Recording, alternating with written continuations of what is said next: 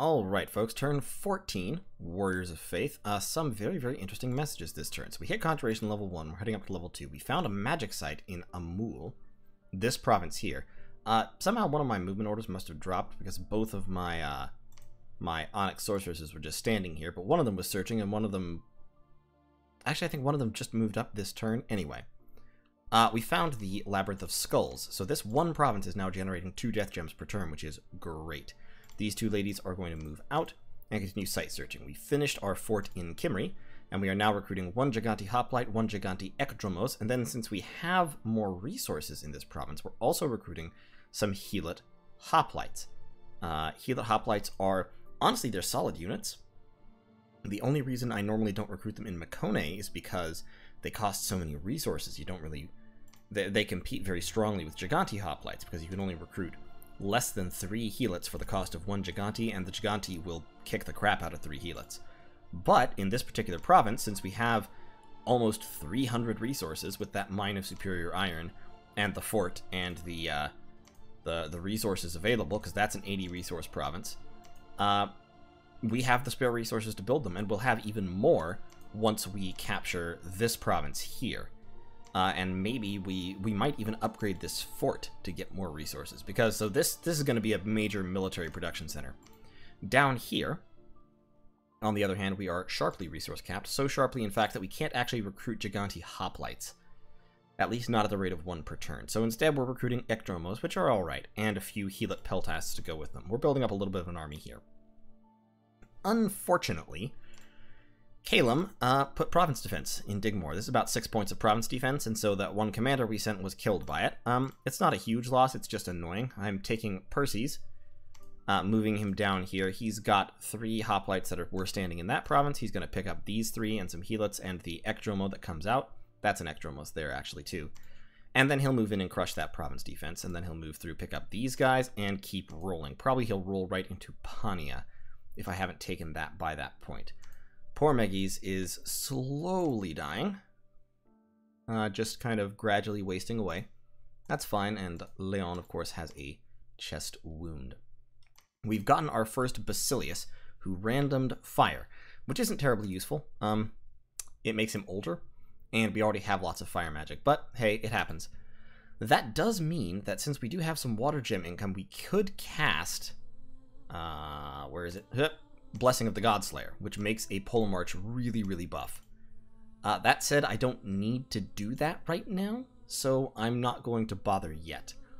Instead, I'm going to move Latos around, and I'm going to have him site search, because he can site search very efficiently. Iapetus got cursed by a random event. It was this one here, in Delca, I think. Yeah, so Iapetus, unfortunately, is cursed, but he's going to move north, and we will set up our defensive line against the forces of Baratos. In the north, Punchmaster here has advanced, or was advancing. He was actually, I think, supposed to advance last turn. Anyway, he's moving north in conjunction with the Giants of Niflheim and Arcocephale. So Arcocephale fought a battle in Faircliff. This was the first major battle of the playthrough. You can see he's got these Peltasts up front. He's got his mages scattered with some bodyguards, about 5 units per, some archers up front, a few heavy cavalry, and in the back, he has his squad of Kardachis, set up basically to eat attack rear orders and to intercept flyers that are aiming for his mages. So, on the other side, we've got 4 squadrons of bats, mainly Shibalban warriors with lances. We do have some Shibalban guards with their obsidian club swords that hit a little bit harder. We've also got a mercenary group of mercenary spearmen, which are fairly solid, and we've got some province defense, including a Batab Hunbats, that must be a Batab he named, and some lion tribe, which are fairly ignorable, as well as a couple of diseased soulless, which with the touch of leprosy. This one, however, has attack skill 0. Oh, because there's no undead leadership on the field, so they just rout immediately. So, as you can see, the cavalry is holding, the Peltasts and archers are advancing. The commanders, I think, were ordered to stay behind troops, so they're running to get behind the Kardachis, and the mages are summoning lesser elementals. So we've got some lesser fire and water elementals going out. The bats are just waiting while the mercenary spearmen advance on the peltasts, who are retreating as they throw the rest of their javelins, and there go the bats. So, the Kardachis, as you see, had advanced, but this was actually okay placement. The bats landed, they hit the bodyguards around the mages, and they were centered on the group of Kardachis. They did, I think, kill off the commanders in the rear, but they didn't target the mages themselves, and the bodyguards were able to hold them off. And once they're landed, Shibalban warriors and Shibalban guards are just not very good.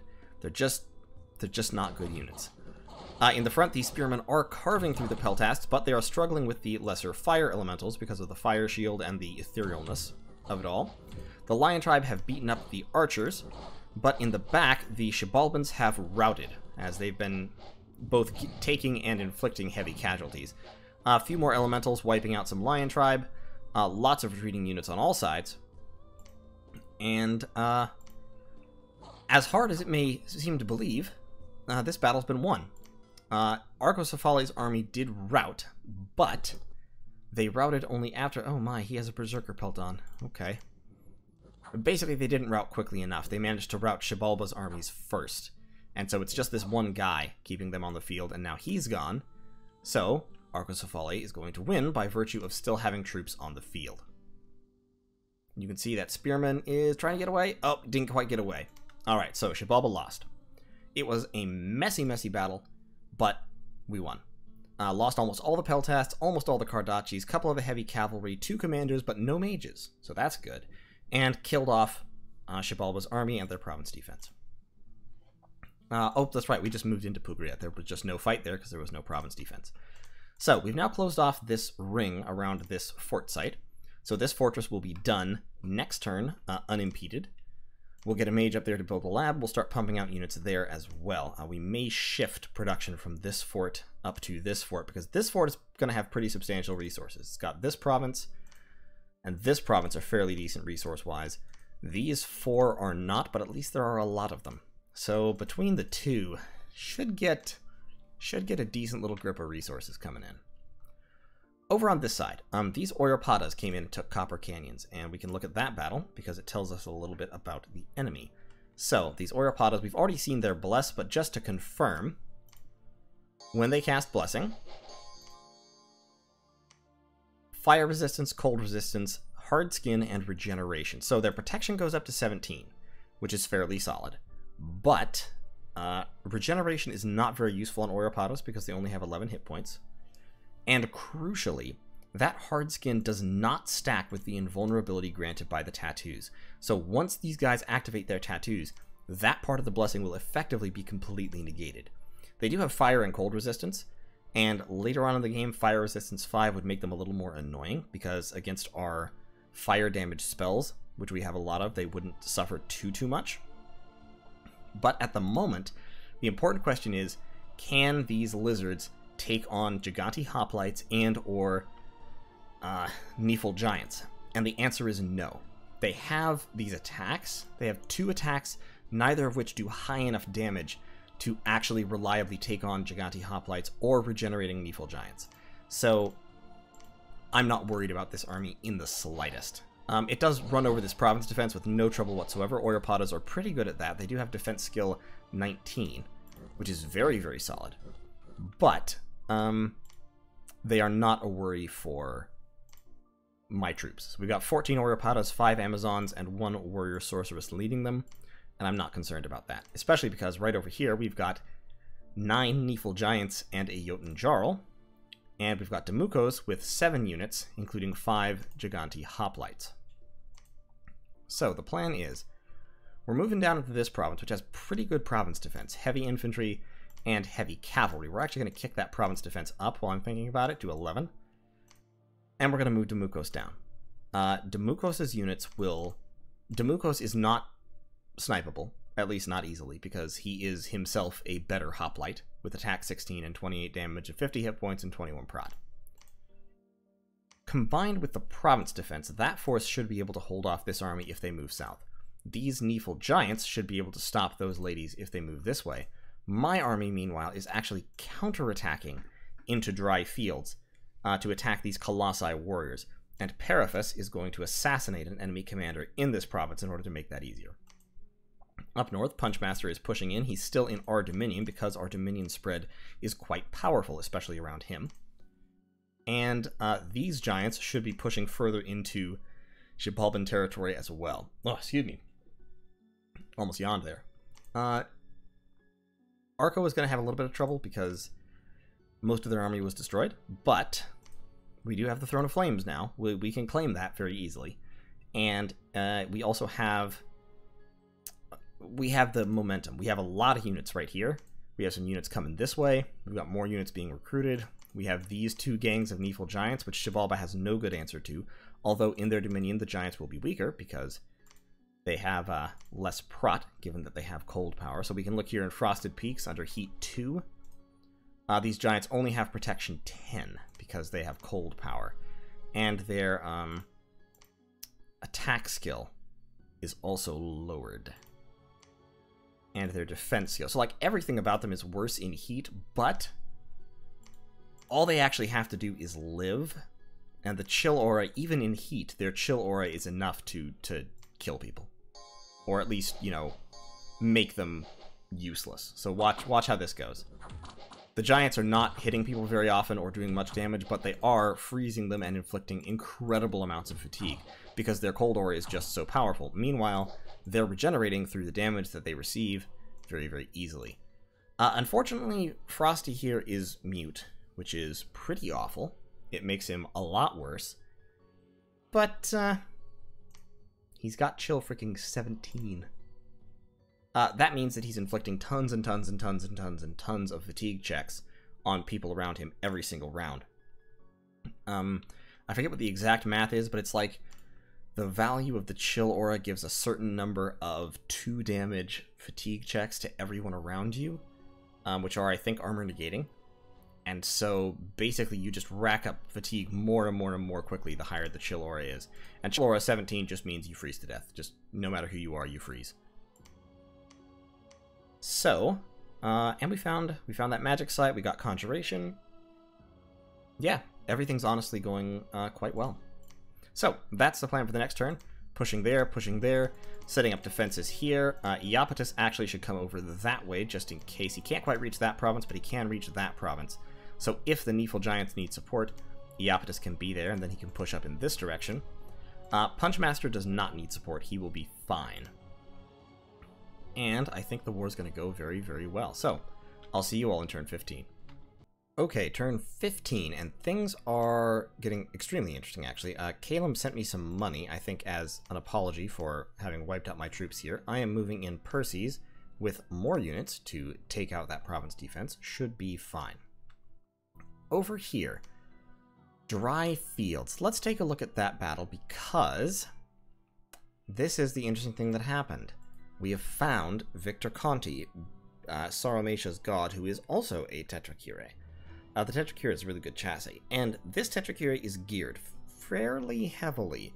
He's got 2 black steel swords, 2 enchanted swords, and a black steel plate, so he has the high protection, higher than ours because of his hard skin bless. He has regeneration, because he's Earth 6, Nature 7, worse scales than us, but better bless. And of course, with the 4 attacks, he's much more dangerous. He hits a lot harder and a little bit more accurately. So, Victor Conti basically just runs in and fights our dudes and beats them to death. He does get earth melted, and so we do cut him down in terms of hit points somewhat, but it's not enough, especially not when he's regenerating 27 hit points around. It doesn't look like he has personal regeneration yet, so his regen maxes out at 20%. That said, if Punchmaster were to fight Victor Conti right now, Punchmaster would lose, because Victor Conti has higher protection and 4 magical weapons. So, that is that. Very, very interesting. Xibalba took Frosted Peaks back from Niflheim. The Niflheimish Giants have advanced forward into Kopos. Arcocephale has gathered a significant army here in Faircliff on the Throne of Flames. Punchmaster, since... So, down here we have a Tetrachire and a Hound of Hades. We have both of the surviving Pretender God chassis are down here. Which means that Punchmaster is actually free to advance into enemy territory without a whole lot of fear. We're researching, I've changed my research. We're researching construction because the only way I see to deal with these Pretender God chassis is with giants with gear. Now, I'm kind of taking a gamble here.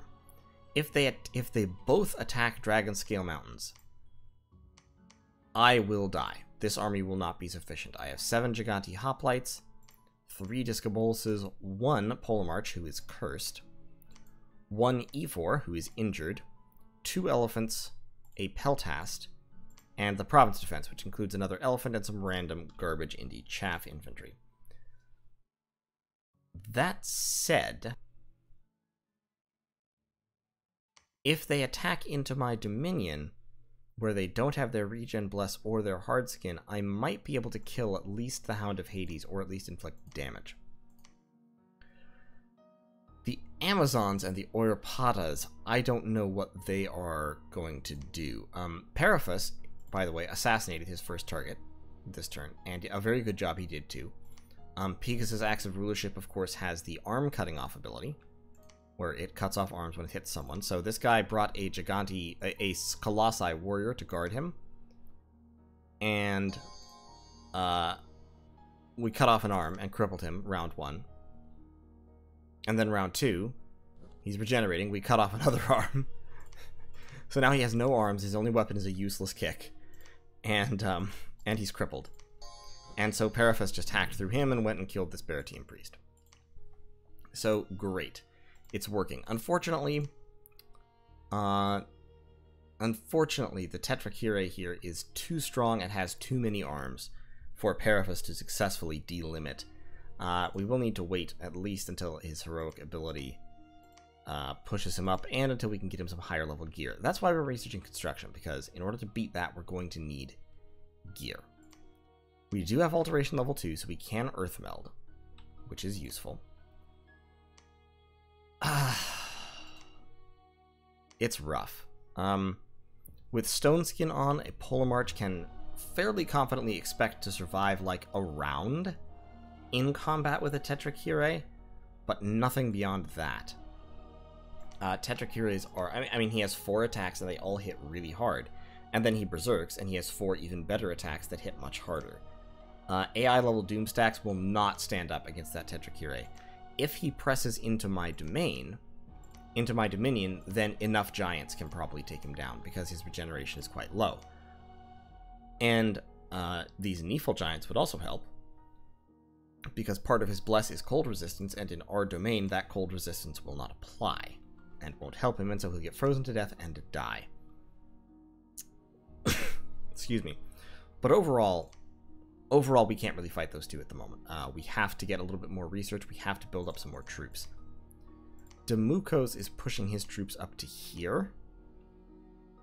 And I'm going to contact Niflheim and ask him, because I think his Nephil giants have mountain survival, don't they? They've got to. There's no way Nephil giants don't have mountain survival. Oh, they don't have mountain survival. Damn. Could have sworn they did. But, okay, so he won't be able to cross the mountains. Curses. I was hoping he could just skip across the mountains to join me here, because those guys and my troops, together with the troops already here, and 11 Province Defense, definitely would be able to kill, to, like, at least hold these guys off. Without that, riskier. Periphas actually doesn't want to be here. Periphas wants to move north, because what he wants is he wants to get onto, say, Sauromacia's capital and start hacking down mages, which he can do very, very efficiently. He does not want to get caught in combat with 2 Pretender God chassis. That is bad. That would be awful. And it would suck. So we're going to avoid that. But yeah, we're just going to keep pushing on Xibalba. We're going to destroy Xibalba. That is not in question. The only question is whether these 2 Pretender God chassis can drive in against me and inflict very serious pain in exchange for losing. Actually, I'm not going to try to hold there. I'm going to gather all my troops right here, and I'm going to combine them into one army because that one army will stand a lot better of a chance. I have 7 Gigante Hoplites back at home. I'm recruiting 2 more and 2 more Helots, along with another Polar March, and I'm going to forge that Polar March a Black Steel Tower Shield, as I did before, because it increases his skills somewhat, his defense specifically. Recruiting Gigantes over there, recruiting Gigantes and Heavy Cavalry up here, no commanders as of yet. And Typhoeus he's searching for magic sites right now, which is valuable, and then I'll move him up there to build a lab up here, so we can start a lab and a temple, so we can start pumping out mages again.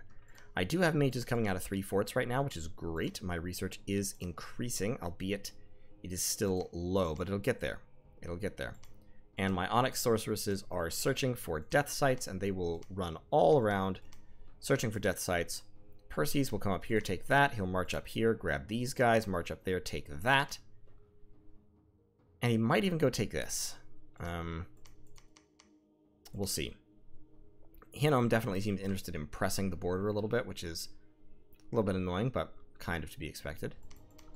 And Mictlan down here has got a palisade up. Tian Shi is expanding, as is Fomoria. But I think we're in pretty solid shape, to be honest. I think we're in a fairly good place. Xibalba is definitely going to go down. There's no way he can stop this. So that will be it for now, and we'll see you in turn 16. This war over on this side is probably going to get rough. Over here, less so. Xibalban units are just kind of bad. That said, he has started recruiting Onaki, which is a little bit frightening. Albeit, I would say premature, because he can't have the research for them to really do much at this point. Excuse me, had to yawn there. I'm trying to think of what he could be doing. It's possible. Do they have magic scales? They don't. I was about to say it's possible that they've gone down blood, because beast bats.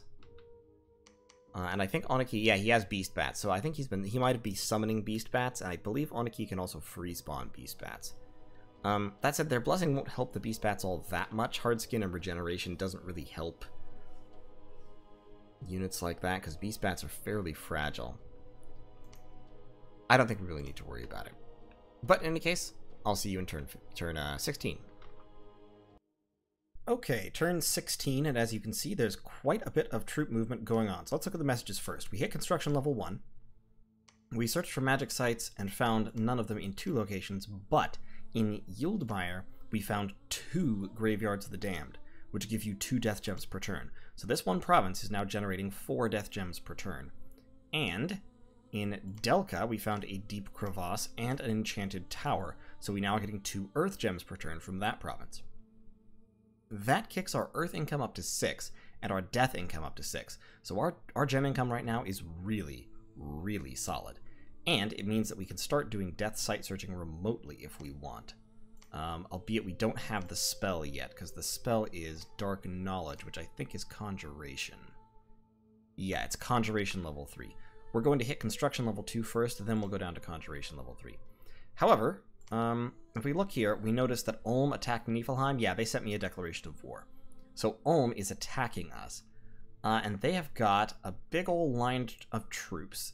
Axe warriors, mountain warriors, some archers. They're led by a warrior chief, Garibald, with some steel warriors guarding him, unblessed, and they also have a flanking force of iron warriors, interestingly. I would say that iron warriors are probably EA Ulm's worst infantry. They're basically steel warriors, but worse, and not blessable. So, to be honest, I wouldn't really ever bother to recruit them. I would just rather recruit more Axe Warriors or Steel Maidens instead. But he's decided to recruit some Iron Warriors. Presumably, I think he wants this because he wants the higher damage to deal with Gigante Hoplites, which is fair. I can see it. I don't think it's as valuable as just having more troops with double attacks. But it's worth a try. But as you can see, Niflheim's troops get massacred by Ulmish infantry. I mean, this was just province defense. It was all Jotun militia and stuff, but still. Massacred. 5 Axe Warriors were lost, 3 of them to friendly fire. But in any case. So this is an army of 96 Olmish infantry here, besieging this fort. We also have another army of 70 or so right here, ready to go in. And I'm not sure whether they're going in against Niflheim's other fort or going in against my fort. Fortunately, I did just take Digmore from Calum. So it's to be honest, it's interesting that Calum pulled back. Because given that Ulm was going to declare war and invade us, yeah, if I had been Calum, I would not have left. Or maybe I would have pretended I was going to leave and then jumped troops back in or something, because, like, it just gave me the province, gave me these Jade Amazons. Now, I'm not going to be able to defend this province very effectively, that's true. But, we'll see. We'll see what we can do. So, Niflheim's under attack here. Niflheim versus Ulm is kind of a bad matchup in some ways, because Ulm's infantry are very, very good at killing giants. However, Niflheim does have astral nature and blood magic on Gigyas, which helps a lot, and in this particular circumstance, Niflheim has a lot of money and a lot of forts, so he can afford to pump out a lot of troops, including independent troops. That will definitely help. We've been talking strategy-wise. I think probably his best bet is to grab Blood 1 and Thaumaturgy 2, stack all his Gigyas together, he's got quite a few to be honest, and roll in with a front line of giant meat shields and cast Mindburn many, many, many, many times. Because Mindburn works really well on Ulmish troops. I mean, you all saw that in Accidental Ascension, and it's something I hadn't been thinking about, but it's true. Ulmish troops do fare very badly against Mindburn. So even if he has 6 or 7 Gigyas casting Mindburn, and then one reinvigorating the communion and 2 serving as communion slaves for astral randoms. Even if it's only 5 Gigyas casting Mindburn, those 5 could easily kill 20 or 30 Ulmish units. And that would be very, very much worth it.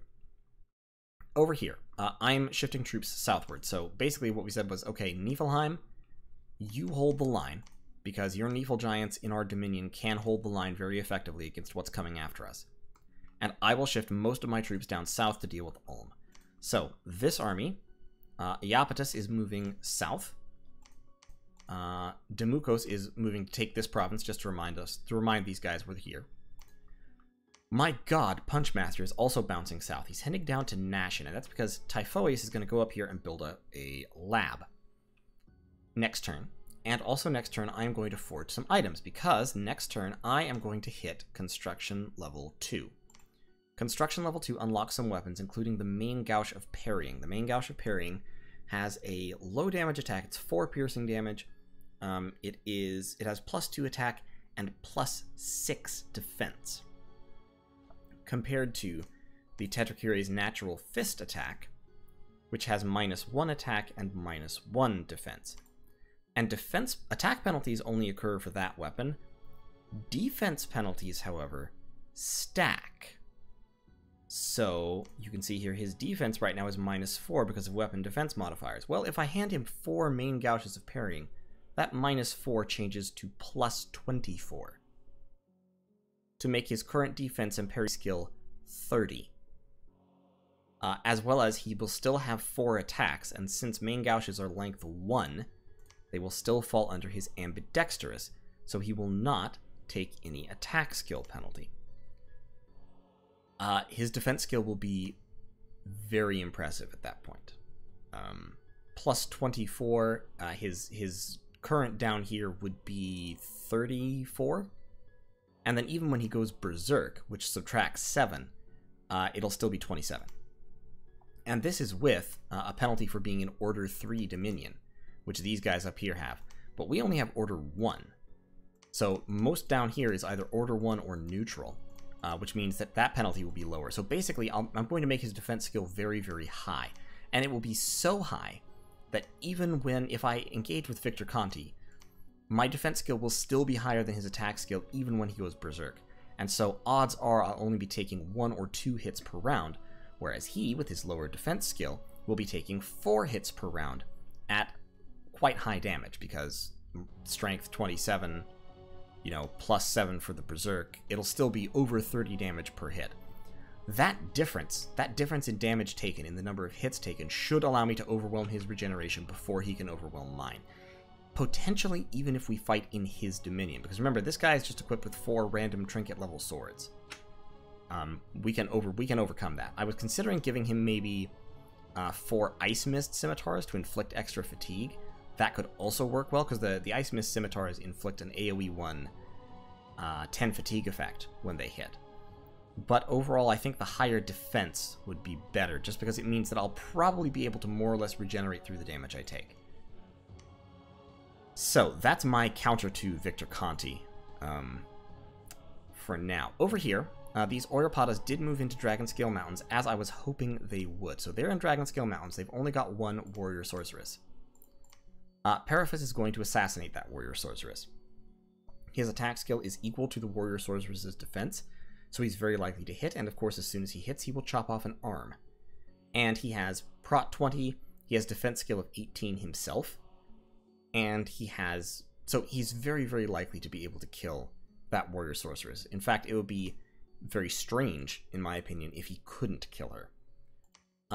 Killing that Warrior Sorceress will trap these Oiropadas. It will cancel their movement if they try to move away.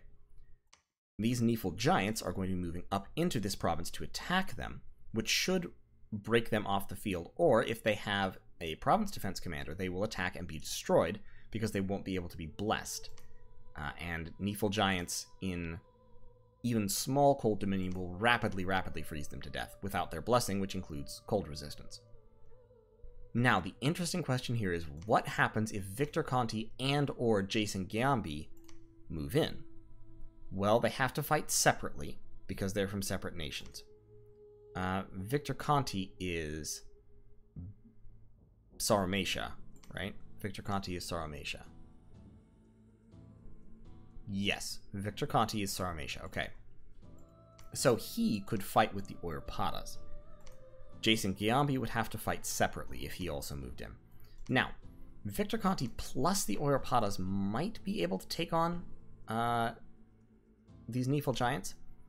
That said, it is still a cold dominion, and they still won't have their blessing because it's still my dominion, and Pretender Gods cannot be blessed, and they cannot bless their own troops outside their dominion. So, with all that, I think if these Nephil Giants fight these Oiropadas and Victor Conti, they still have okay odds of winning, because they still have okay odds of freezing people and rendering them basically unable to fight back.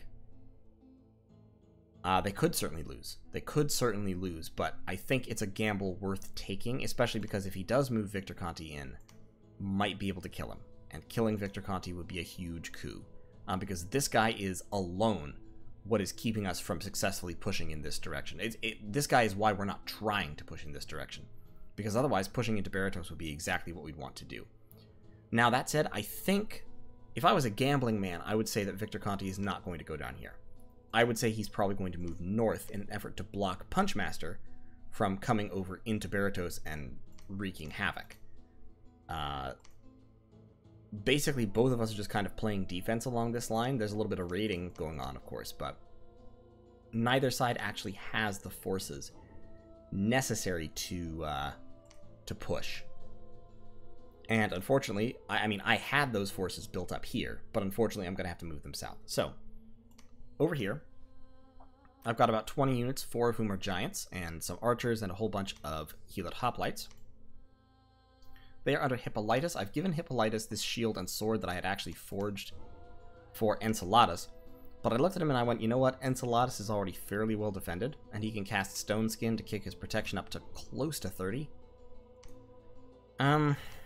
It's like 26, 27, something like that. And he has good defense skill and attack skill and all of that, and he can cast Fire Shield. He has a lot of stuff going on for him already, defensively speaking. Hippolytus does not. And Hippolytus is not very good, magically speaking, but these paths do enable him to cast basic buffs. So Hippolytus can cast Stone Skin, Mirror Image, Fire Shield, and he can bless.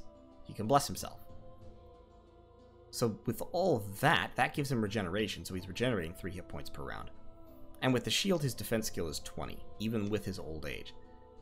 So I looked at all that and I thought, you know what? I can use this guy as a light thug in a situation like this where there's going to be another commander, and it's okay if he dies.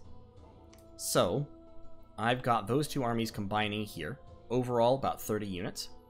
And both Hippolytus and Enceladus are going to be right up here, standing next to each other. They both have Formation Fighter, so they should both be able to stand in the same square. And when they do that, they're going to cast... So we've got all these spells going on. They're going to end up holding for 4 turns all told. Stone Skin, Fire Shield, Earth Might, which increases strength. Stone Skin, Mirror Image, Fire Shield, and Blessing. Actually, probably don't need the Mirror Image.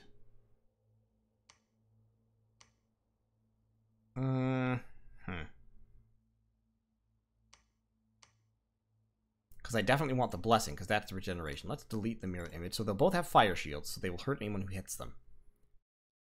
They'll both be Blessed, because the Blessing is AoE 5, so it will definitely hit both of them.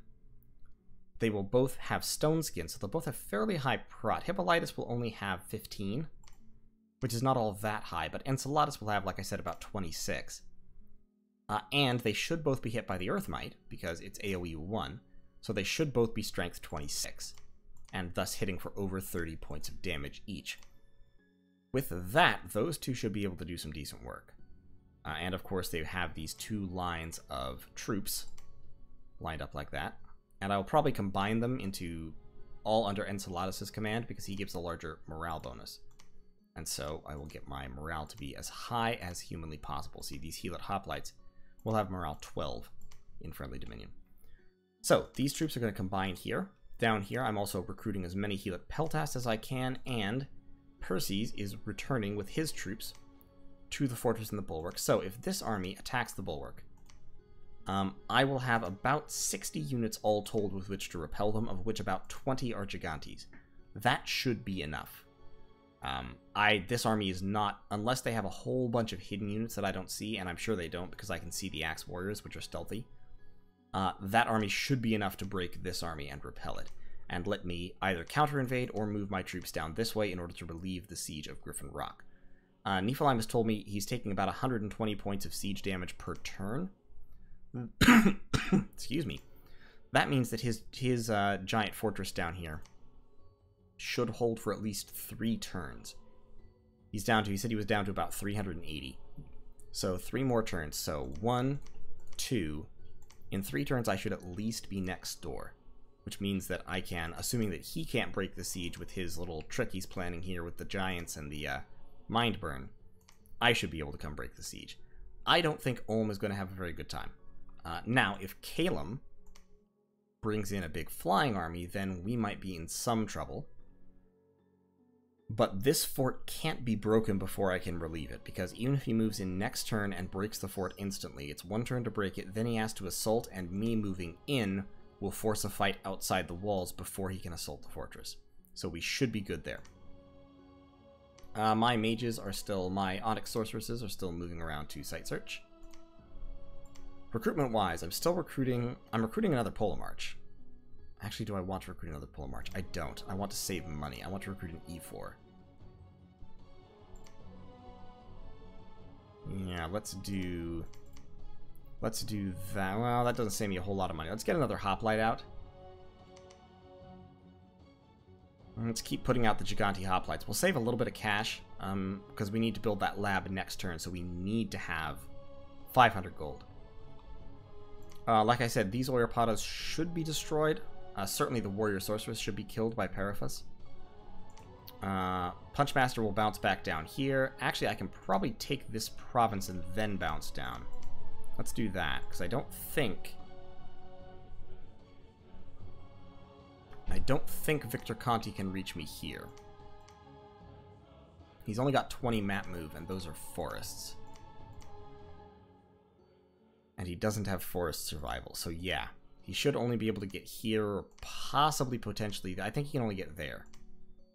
So he shouldn't be able to stop me from taking high peaks, and then I can jump down to Nashen, pick up my gear just as it becomes available, and then move out to challenge Victor Conti to a Tetrakyria, which with 4 main gouges of parrying, I should definitely win, unless he's changed his gearing, which he might have.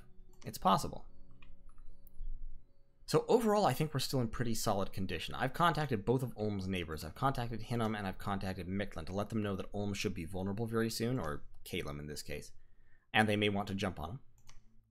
And I think we can win this fight. I don't think we need to make peace with Team Blood. Especially because Lanka is right behind them. So I'm also going to contact Lanka and see if he wants to attack this team. Because they, of course, are focusing on us, and so should be vulnerable. Xibalba is in very bad straits. They're raiding me a little bit here, but they actually, all their troops retreated. The surviving ones, that is, from Tapanete. So this is just a Batab on his own. I'm going to recommend these giants. Well, those giants might actually be heading down here to help.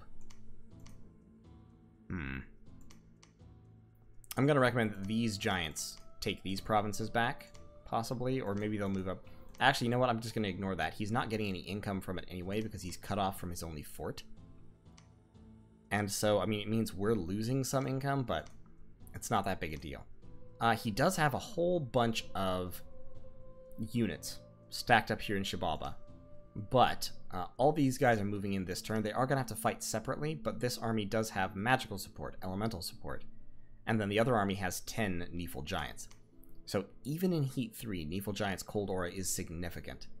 And they should be able to freeze people who attack them. So it's a gamble. It's risky. But they ought to be able to put Xibalba under siege. And if they can do that and stop his recruitment, then more Archocephalian troops are coming in every turn. And these giants will come in, and they should be able to pretty much lock him down forever. So with that, that's a third of this team taken off the board, out of the picture. These two cannot effectively push into my territory yet. They will gain that ability in time. But once we take out Xibalba, we should be able to push in to counterattack them. And I think we can do it while holding off Ulm and Calum. Ermor can, of course, also funnel troops through here to reach us, but I don't know. I feel good about it. I think we can do it. I feel confident. We're in a really good spot territory-wise and resource-wise, and I think we can manage. So, thanks for watching. I'll see you all in turn 17. Research real quick. Like I said, construction level 2, conjuration level 3 for earth power and phoenix power. After that, boy, after that, probably evocation, to be honest. I'll probably run down evocation to level 5 to get falling fires and blade wind and potentially even earthquake, which my earth 3 mages will be able to cast. My archons will be able to cast earthquake, or I can give a Polar March Earth Boots and have him cast earthquake, which will of course send him to sleep for quite some time, but would be a pretty good way to start off a battle. I will also want Conjuration, because one of my cunning plans here is to get down Conjuration to level 6, where I can cast Streams from Hades by empowering I take a Water to Basilius, I stack the Water Bracelet and the Robe of the Sea on him, and then I empower him once in death, since I already have +6 death income. Then I can cast Streams from Hades, which gives me Kokithiads, which are death 3 mages, so that breaks me into big death. And that will let me do all kinds of fun things. And of course, once I start forging Earth Boots, I can give them to Onyx Sorceresses and start summoning Hounds of the... what are they? Hounds of Twilight, that's it. Which will be a pretty good addition to my forces. So, that will be it, and I'll see you all in turn 17. Turn 17, and we are in... well, it's interesting. We're in a tense position, but honestly, I would say it's not really a bad position. Up here, Archocephaly remains our weakest unit in terms of the weakest part of our gang in terms of territory and income, but they are now successfully besieging Xibalba. If you look at our messages, the battle in Xibalba, they just fought province defense. It's a lot of province defense. Like, I think this is probably 50 points of province defense. I think they kicked it up. But they lost only 13 of their Kardachis. We can actually watch that battle real quick, which I haven't done yet. But they just had their Kardachis back here and up here in 2 different squads. On the other side, there was a big old ball of bats. A big old bat ball. And the Shibalban warriors landed, got some good hits in early, and then the Kardachis just started to massacre them, because Kardachis are much better stat-wise than Shibalban warriors. And a whole bunch of the Shibalban dart throwers actually appeared to be set to fire or something that didn't cause them to fly. So these elementals on attack rear rushed around back to attack the Batab and the Akin. I can't click my tongue properly to say that. A bunch of Kardachis routed, unfortunately, but they did win their way through.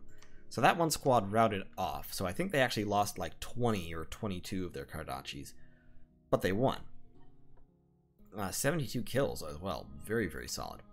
So, Shibalba is now under siege, and in order to break the siege, Shibalba is going to have to beat not only that Kardachi army, but then also 10 Nephil Giants.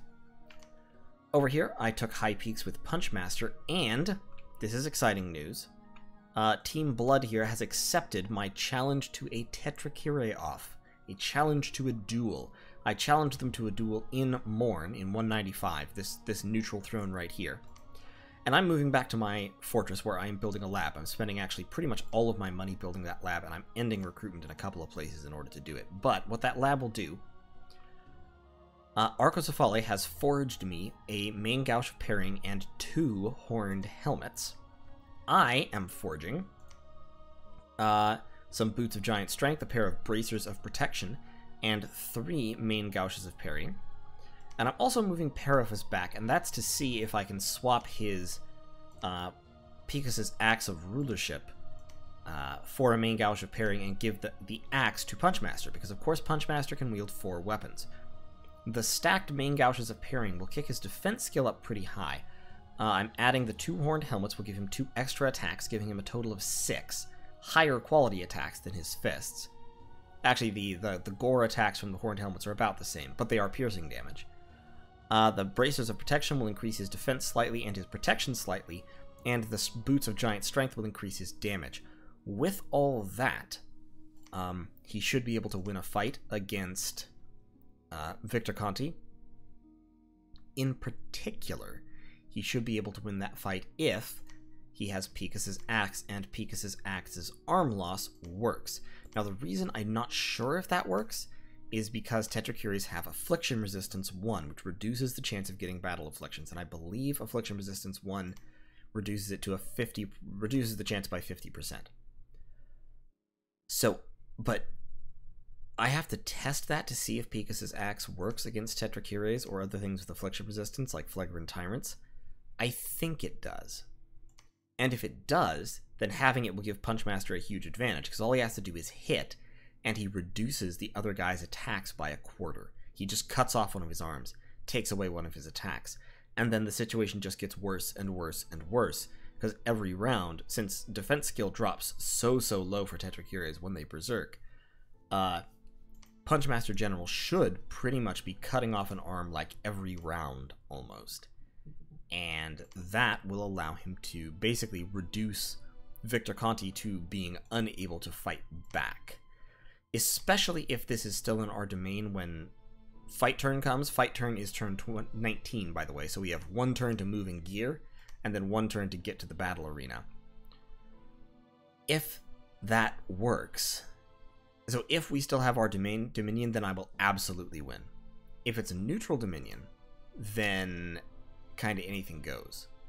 It's a little bit less certain who will win. If it's his dominion, it's less certain still. That said, I think even in his dominion, I've got a good freaking shot. With Stone Skin and Personal Regen, with the helmets, the Black Steel Plate, Stone Skin below that, and then my Bracers of Protection, I should be very well defended, almost as well as him, because he has Hard Skin Bless, even in his domain. I'll still have 20% regen because I'll be able to cast Personal Regeneration. In his Dominion, he'll be able to out-regen me somewhat, so I'm hoping, I think at worst it should be neutral Dominion. Because I've got AI level Doomstacks here, who I believe spreads Dominion like a prophet. And then, of course, Punchmaster will be down here spreading Dominion next turn, and then he'll be in there on turn 19 spreading Dominion. So, should work out alright. I considered having Periphas sneak in and attack alongside Punchmaster in order to give me 2 units against his 1, but I decided that would be dishonorable, and it would also be likely to get Periphas killed. So we're gonna go with this solution instead. I think we should be able to do it. I think with the 2 helmets, with the 6... I mean, it'll depend on how heavily he's geared up. And I would expect him to gear up also very, very heavily. It kind of depends on what items he has available. Now, he does have 3, of course, 3 nations to draw on, just like us. Although, admittedly, Xibalba has much fewer resources than any of our people do. But still, I don't know. It'll be interesting. It is kind of a gamble, and I'm leaning a little bit on Picus's Axe. If Picus's Axe works against the Tetrakire, then this will absolutely function. And, of course, if I do the test and I discover it doesn't work, which I'm going to do very shortly here, then I can be free to back out or do something else. But we'll see. It'll be an interesting adventure. Down south, my troops are assembling. I've got these guys moving down here. I'm patrolling the bulwark. We can see that some of Ermor's troops are moving in, rather. I'm not sure whether they're going to the bulwark or Digmore. 2 of Niflheim's forts are now under siege. Up here, he's got a significant little army of Nifl giants and Gigyas, and he's going to be assembling even more from Niflheim. So he's building up troops here to counterattack. This fort is still holding, but may crack soon. What I'm hoping to do is get these troops down here, destroy one of these armies, and then move out to rescue Dumna, and break this siege, and take it from there. Everybody's patrolling in terms of troops. I'm going to have actually quite a little army down here next turn.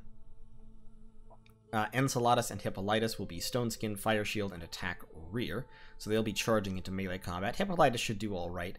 With 15 protection and 20 defense skill and a fire shield, should be okay. And of course he will be stacked up with Enceladus, although he is faster, so we'll probably get ahead of him. But Enceladus, of course, is even tougher. 15 defense skill and then 21 protection. Stack the stone skin on top, he'll get up to about 27. And with the fire shields, they should do significant damage to human infantry that attempt to fight them. Perseus will be standing right behind them, blessing. And then actually these guys can actually rejoin that squad because he won't need them since he'll be right behind these 2, and they will absorb any attacks that come in his direction. I've got these guys in the back set to hold and attack flyers in case I run into Calum. They should be able to stop Calum from doing any funny business. And actually, blessing, and then cast Stone Skin, and then just drop defensive buffs on yourself. And then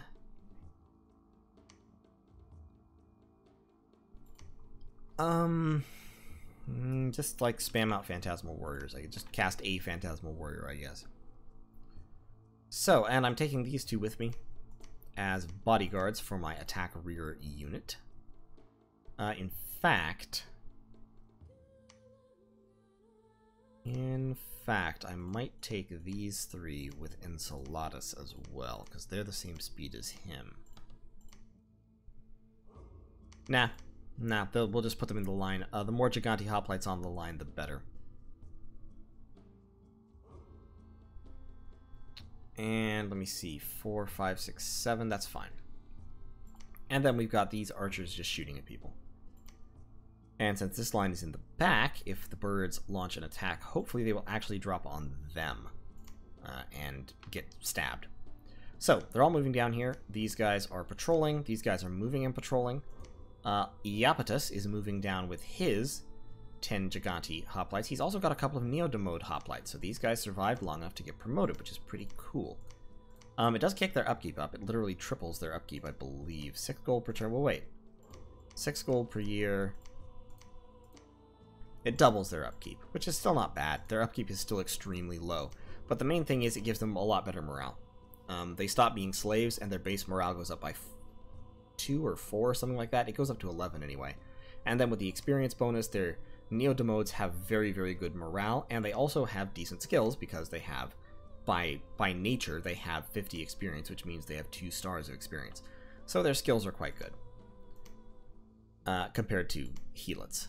So Iapetus is coming down here. Kersey is still just searching. We've got 3 Gigante hoplites up here. We're recruiting another 3.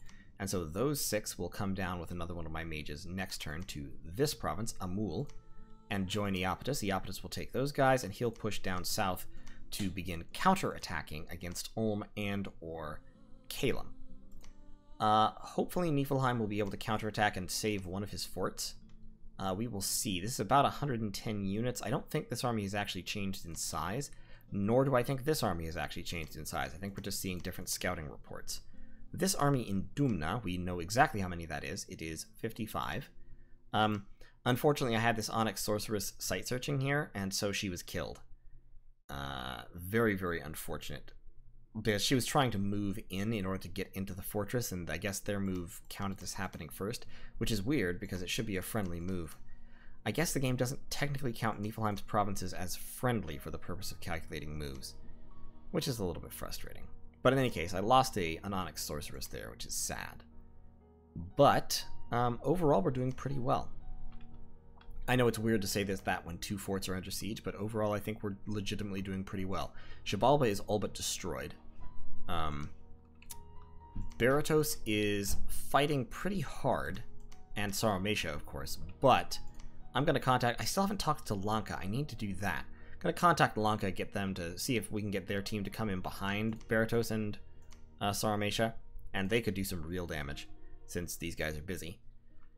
And we'll have the God Duel, which I am fairly confident about, to be honest. I don't think they have a good counter to the Axe of Rulership, and even if the arm loss doesn't work, it's still +5 attack and 12 damage.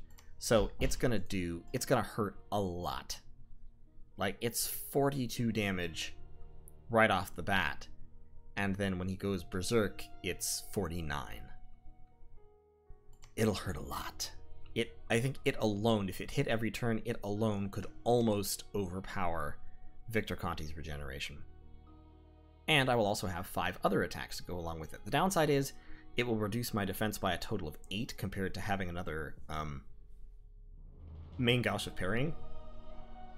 And I'll see if I can run the numbers on that and figure out what's technically most valuable. But I don't know, I feel like having the axe would be a good idea. In any case, we've talked to Mictlan. They've agreed that they're probably going to come in and start harassing Ulm. We've talked to Hinnom. They haven't said anything. We need to talk to Lanka. We've set up the duel with these guys.